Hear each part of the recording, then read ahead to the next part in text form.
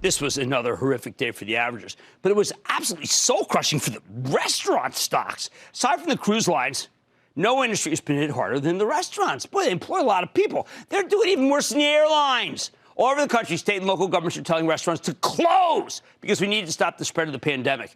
That's the right call, even though it's ruinous for these businesses. The restaurant industry employs roughly 15 million people nationwide, nearly a tenth of the total workforce. Not all of these jobs are in danger. You're still allowed to do takeout and delivery, from Starbucks. But we're already seeing massive layoffs, and they're only going to get worse the longer this goes on. I got tons of letters from different companies today in this business, and they're gone.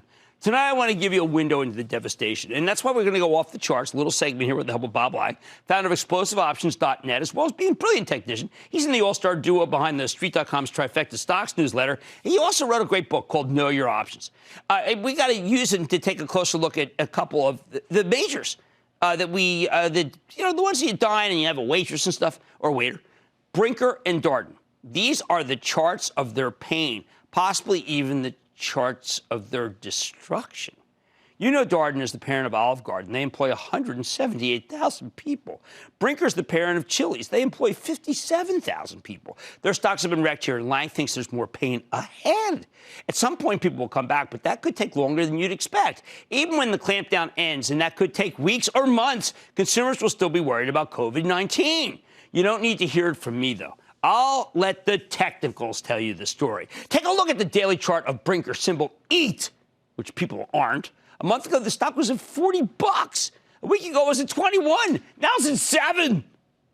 Another horrific session. Raised 11% of the company's value. Wouldn't you think it could bounce? After trading sideways for weeks as this pandemic swept through China, Brinker collapsed starting in late February, and it's been downhill ever since. The relative strength index, the moving average convergence divergence indicator, a couple tools that measure momentum, they are both extremely bearish. No bounce, no bounce. The check and money flow, look at this. The check and money flow measures buying, selling pressure. It's been negative territory since late January. Guess some people extrapolated COVID pretty quickly. Every time it looks like Brinker should be due for an oversold bounce, the stock just keeps falling. And why not? The government's forcing them to shutter a huge part of their business. And we have no idea how long that's going to last. Lang says you need to sell into any kind of bounce. Oh, my. All right, now here's one. This is devastating to me because everybody knows I like Olive Garden. I always wear those cargo pants to get the rolls. Never any salad bar. But you know what? I've been telling you to avoid this group like a plague for a reason. A month ago, Darden, it was at $120. A week ago, it was at $70. And now it's at $34. After a nightmare session today, where it plunged nearly 20%. That is a stunning move for a company with such a consistent long-term track record. Olive Garden, Longhorn Steakhouse, Capitol Grill. I love that joint. They got a 430-calorie sushi plate. That's so amazing. How about the heck are they supposed to make money when the government says you're not allowed to go there?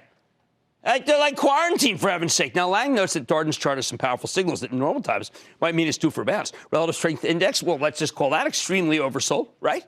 But Lang's adamant this is not a buy signal. Just like with Brinker, he recommends selling into any kind of strength. Me, I hope you don't. I hope you don't own any of these because I've been warning you away for weeks about them. I wanted to walk you through the chart so you could see the full extent of the damage and destruction, and think about the workers at these places and how little they have, and hopefully they'll get help. If this is how big, well-funded restaurant chains are doing, imagine how the small businesses are holding up, like my now closed Loves, the Longshoreman, and Bar San Miguel. Closed.